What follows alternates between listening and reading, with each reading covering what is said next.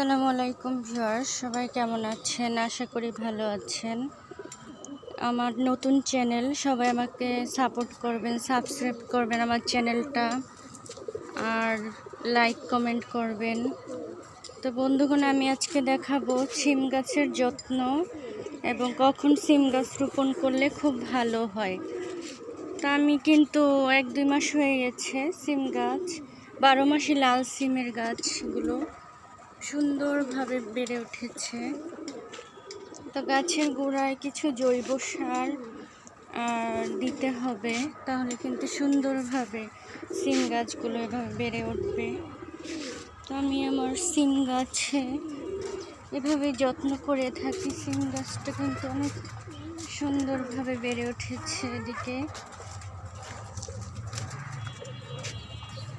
আজকে বৃষ্টি হয়ে সিম গাছটা সুন্দর হয়ে গেছে, সুন্দরভাবে বেড়ে উঠেছে পুরোটা সিম গাছ, এদিক থেকে শুরু করে।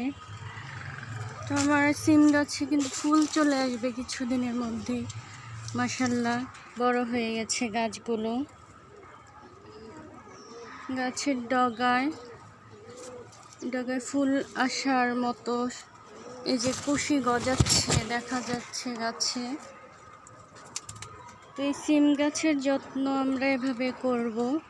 প্রথমে গাছ বোনার সময় গাছের মাটির সাথে কিছু জৈব সার মিশিয়ে বীজগুলো রোপণ করব। তারপর গাছ যখন বড় হয়ে যায়, খুব বেশি যত্নের প্রয়োজন হয় না, কিছু মেডিসিন স্প্রে করলে হয়। আর সার হিসেবে জৈব সার দিলে বেশি ভালো হয়। তো জৈব সারগুলো দিয়ে দিব। ফুল আসার সময় ঠিকমতো পানি দিব, আর জৈব সার দিব যেন ফুল ঝরে না যায়। এভাবে করে সিম গাছের যত্ন করলে খুব সুন্দর সিম পাওয়া যাবে। তো ভালো থাকবেন বন্ধুগণ। আল্লাহ হাফেজ, আসসালামু আলাইকুম।